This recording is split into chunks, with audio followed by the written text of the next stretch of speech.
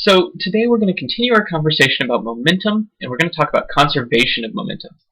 So all this says is that the total momentum of an isolated system doesn't change, which means if there's no external force, no change in momentum. This is what we were talking about when we talked about impulse. So we're going to do a real quick demonstration of the math. So this follows from Newton's third law. Do you remember Newton's third law, where it's just that force of object 1 on 2 equals negative the force of object 2 on 1 in the opposite direction. So let's look at this, and we want to look at this over a time. So let's like a little multiply each side by a delta time, and hopefully this looks familiar because it looks kind of like impulse. So if we look, this time and this time are actually the same time, because you can't hit anything without it hitting you back.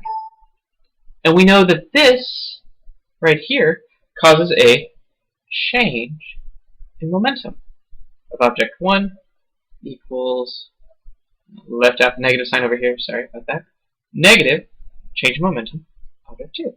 So if we stretch this out, we say m1 v1 final minus m1 v1 initial equals m2 v2 final minus m2 v2 initial. And that's negative. Gotta watch out for those negative signs. Oops. Okay, so I wrote over that, but hopefully you can see what's going on. So now what we're going to do is we're going to take this term, we're going to put all the finals over here, and then we're going to take all the initials and put them over here.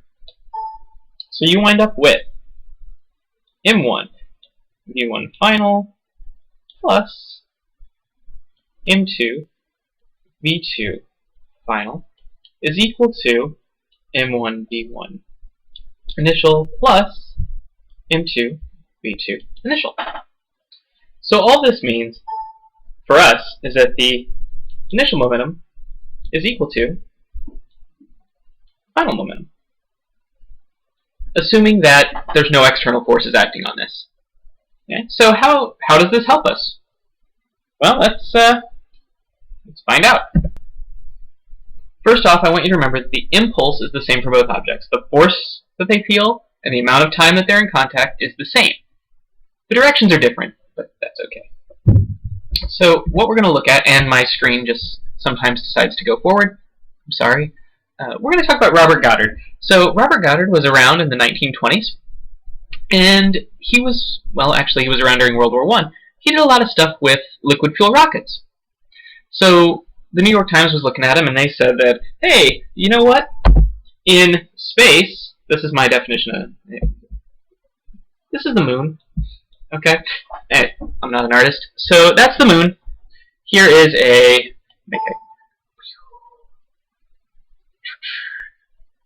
green rocket.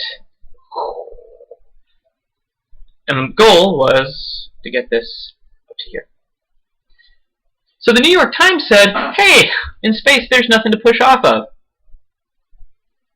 Okay? So your rocket's never going to get to the moon. Turns out, about 1969, we did get to the moon with the Apollo mission. And the New York Times issued a correction. So, yeah, this happened in 1969. So about 40 to 50 years after they said that it couldn't be done. So what I want to ask you is how rockets, sorry, tongue-tied, fly in space. And I kind of want you to think about this, because, I mean, there isn't anything to push off of in space. So what are they pushing off of? It's an interesting question.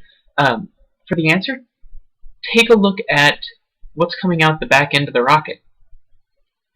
And you'll see all those little particles.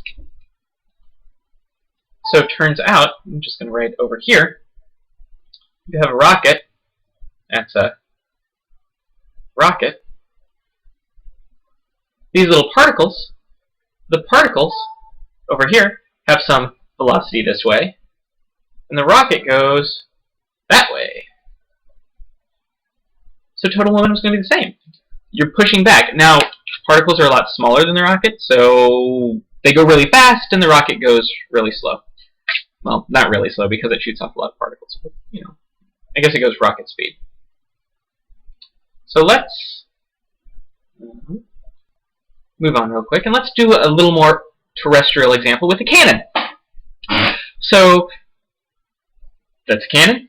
It fires cannonballs. This hasn't happened for a little bit. Turns out we don't use cannons much anymore. But if you ever fire a cannon, you notice that it goes backwards when the ball goes forwards. So we're going to do an example of why. And this is conservation of momentum at its finest. So if we start here, you know that conservation of momentum, which is how you're always going to look at these problems, your initial momentum is equal to your final momentum. That's good. So initial momentum, we have a cannon, and that's my cannon. So this is our before. Again, I apologize for this writing. Before, you've got the cannon, the cannonball, and then after, it goes, and the cannonball goes flying this way, and the cannon goes that way.